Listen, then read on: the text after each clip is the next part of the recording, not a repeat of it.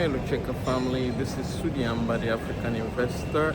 I'm in London right now. I'm going to a conference, Uganda Energy and Mining Conference.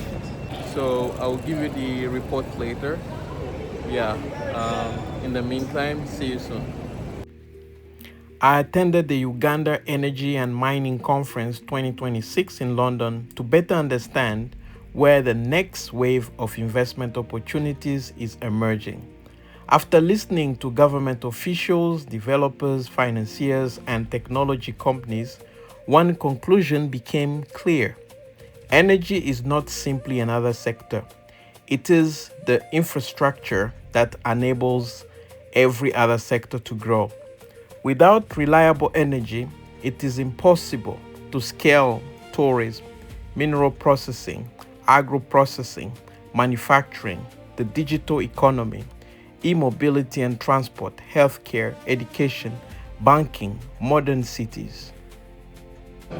Yeah, so we're at the end of Uganda Energy and Mining Conference here in London. It's really fully packed. A lot of insight and also investment opportunities that we'll discuss about later. So we had really a productive day.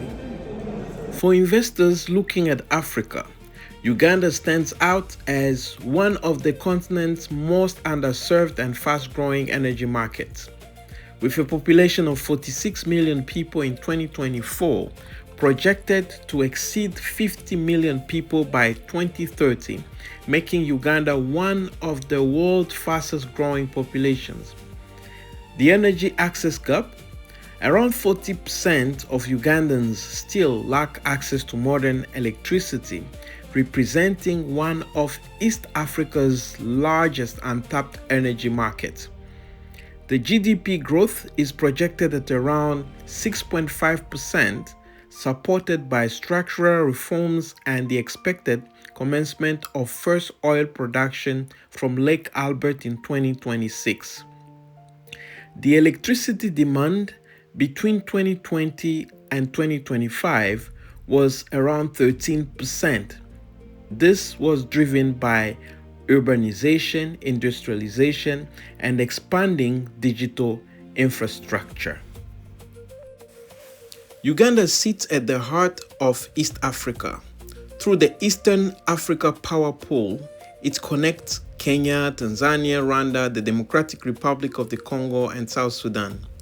As chair of the Eastern Africa Power Pool Council 2025 and host of the Independent Regulatory Board Secretariat in Kampala, Uganda is positioning itself as a regional clean energy hub. Firm electricity export capacity is expected to increase from approximately 170 megawatts today to between 500 and 650 megawatts by 2030, creating projected annual export revenues of around 200 to 300 million US dollar.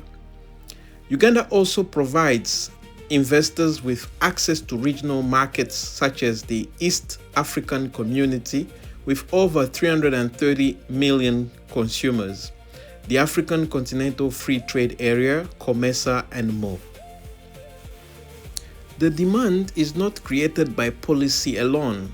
It is created by economic transformation, with trends such as rapid urbanization of approximately 5% annually, expansion of manufacturing and industrial parks, growth in mining and mineral processing, rising demand from data centers and digital infrastructure, increasing agro-processing capacity, the first oil production from different projects expected in 2026, and a growing middle class driving higher electricity consumption.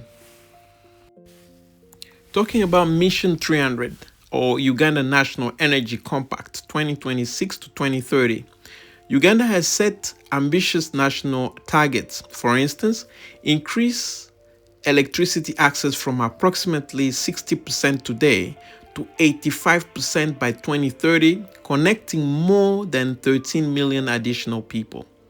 expand installed generation capacity to 8.3 gigawatt by 2030 with a long-term ambition of 61.3 gigawatt under Vision 2040. To achieve these objectives, Uganda has identified an estimated $17.7 billion investment opportunity across the entire energy value chain, from utility, scale generation, transmission to distribution, mini grids, renewable energy, battery storage, and clean cooking. The financing framework clearly identifies where public investment ends and where private capital is expected to participate. My investment takeaway: the biggest opportunity is not simply electricity generation. It is financing the infrastructure that powers Uganda's industrialization. The gap is the opportunity. As manufacturing expands, as mining accelerates, as digital infrastructure grows, as cities develop, as oil production begins, energy demand will continue to rise. The investors who position themselves before demand reaches its peak are likely to be the ones who benefit most from Uganda's next phase of economic growth.